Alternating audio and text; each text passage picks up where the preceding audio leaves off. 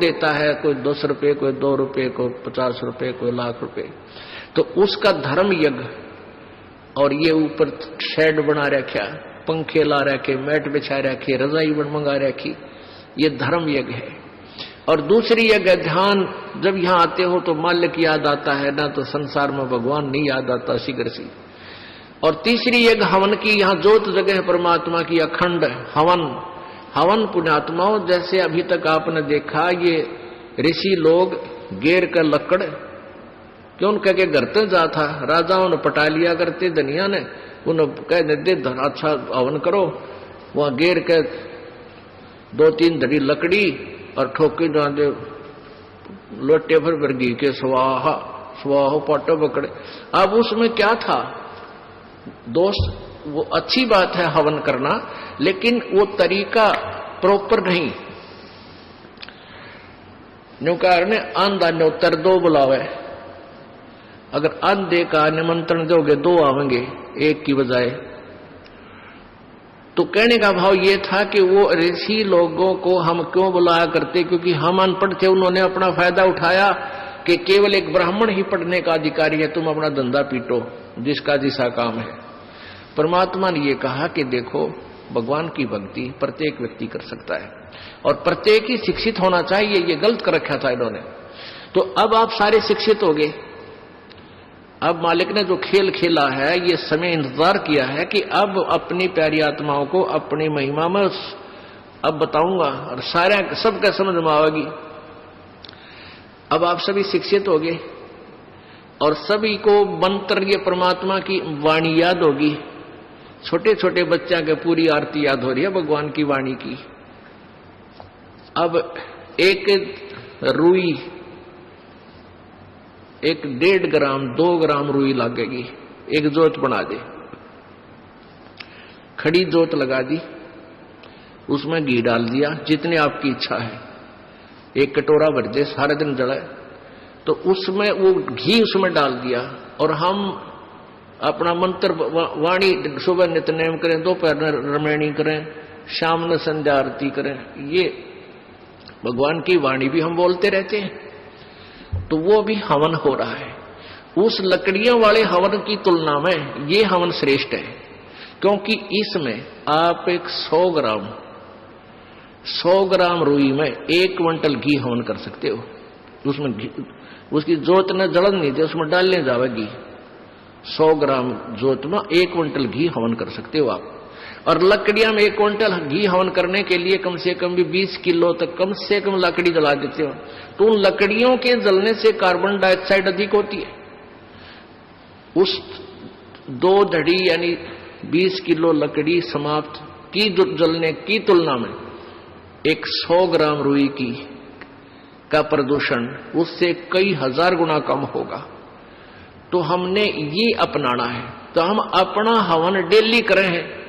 अब क्या करा करते, कोई मृत्यु होगी, बुलाओ गुरुजी ने और हमारा हवन करिए 2 दिन 4 दिन, वो 2 दिन के हवन में किला टूट गया। रोज करो हवन अपना, एक जोत लगा दे, सुता उठ के हाथ पैर धो ले, नहान का ना फुर्सत मिले, कोई जरूरी ना होती नहाना, इसमें नहाए धोए क्या भ्याज है, मन का मैल ना जाए और मीन सदा जल में रहे, धोए बांस ना जाए। अंदर से अंतःकरण साफ हो, हाथ पैर जरूर धो ले, क्योंकि धार्मिक वस्तुओं के हाथ लगाने। और जोत लागे, अपना मंत्र करता रहे, काम करता रहे, अपनी आरती बोल ले, जा नित्यनेम भी कर ले, रोटी पोए जा, नित्यनेम चलता रहे। आजकल तो आधुनिक बहुत से उपकरण हो गए हैं, वैसे भी याद हो जाते हैं कुछ दिनों में। और नहीं बैठ कर अपनी किताब लेकर वह पढ़ ले, अब हवन हो गया। तो हम अपना काम आप करेंगे, जब बात बनेगी। किसी के बच्चा हो जाता था तो उसने क्या कहा करते, 7 दिन तक तुम, जैसे पहले ज्योति तो सभी जलाते थे, तो क्या कहते थे, 7 दिन ज्योत नहीं जलानी तुमने, 13 दिन।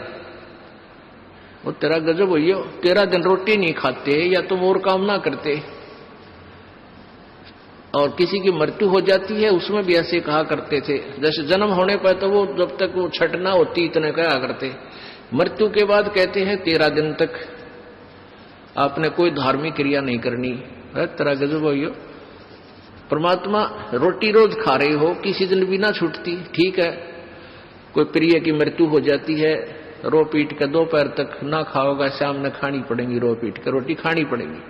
तो ऐसे ही भक्ति परमात्मा का हवन ज्योति डेली आरती रोज करनी है, चाहे दुख हो चाहे सुख हो, ये परित्याग नहीं करना, ये भूल है हमारे। अब जो प्रसंग चल रहा है वही आते हैं फिर। अब पांचों यज्ञ आप कर रहे हो, एक यज्ञ धर्म की, दूसरी यज्ञ ध्यान, और तीसरी यज्ञ हवन की। यहां जितने भी जैसे पाठ चल रहे हैं, अगर 150 पाठ हैं तो 150 ज्योति जला दी जाएंगी और 3 दिन तक अखंड ये ज्योति जलेंगी। हवन हो रहा है। फिर जो अन्य भी कोई अपनी ज्योति जगवाने के लिए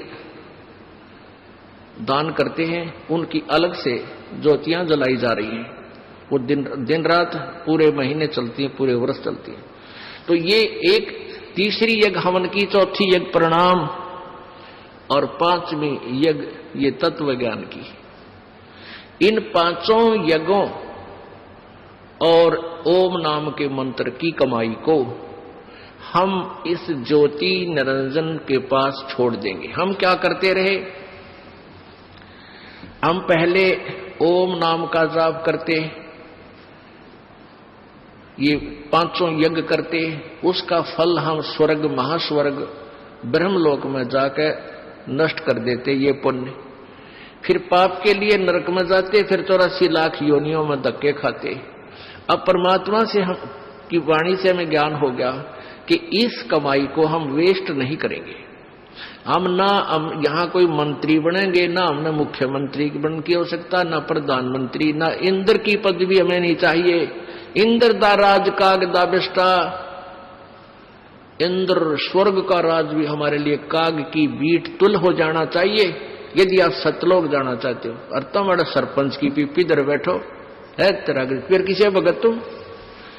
हमने नहीं यहाँ का कोई भी सुख चाहिए। यदि तुमने सतलोक जाना, यही धक्के खाने हैं, तो ठीक है, आप पुण्य कर रहे हो, इसके प्रतिफल में चाहे पूरी पृथ्वी के राजा भी बन सकते हो, और फिर गधा राजा भी बन सकते हो।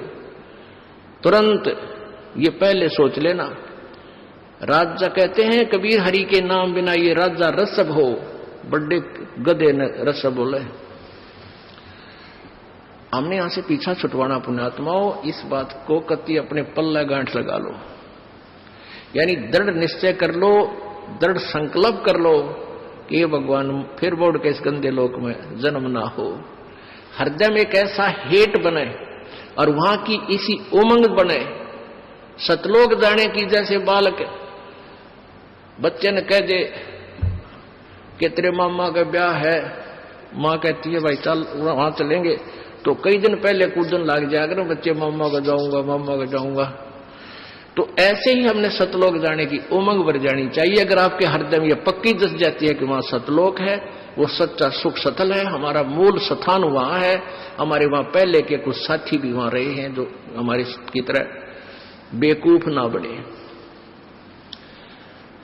तो गरीबदास साहिब जी ने कहा है, वाह वाह अमरपुर जाऊंगा, वाह वाह अमरपुर जाऊंगा, सतलोक जाऊंगा, दीन दयाल भक्ति दे मोको, अनहद वाणी गाऊंगा, वाह वाह अमरपुर जाऊंगा, वाह वाह अमरपुर जाऊंगा। यानी ऐसी उमंग हो आपके अंदर। तो ऐसे ये 5 यज्ञ जब होगी तो 5 यज्ञों का प्रतिफल और ओम नाम की जो कमाई है हम यहां नहीं लेंगे, कत्ती भी नहीं लेंगे। चाहे हमने आपका तो बेरना पर दास तो थूके भी नहीं आके इस राज और पाठ और 21 ब्रह्मांड भी दे तो भी नहीं चाहिए। हमने तो झंझट मिटवाना संग जन्म का। 4 मुक्ति जहां चंपी करती माया होरी दासी, और दास गरीब अभय पद पर से वो मिले राम अविनाशी। उस सतलोक में जाने के बाद यहाँ की जो 4 मुक्तियों के सुख, जो अंतिम मुक्तियां हैं, और ये मुक्तियां चारों नाशवान हैं, ये इनका फल समाप्त होता है, और वहां की वो ये सुख जो तुम यहां चाहते हो, जो अंत में नष्ट होते हैं, वो कभी नष्ट नहीं होते। वहां ये भी सुख मिलेंगे।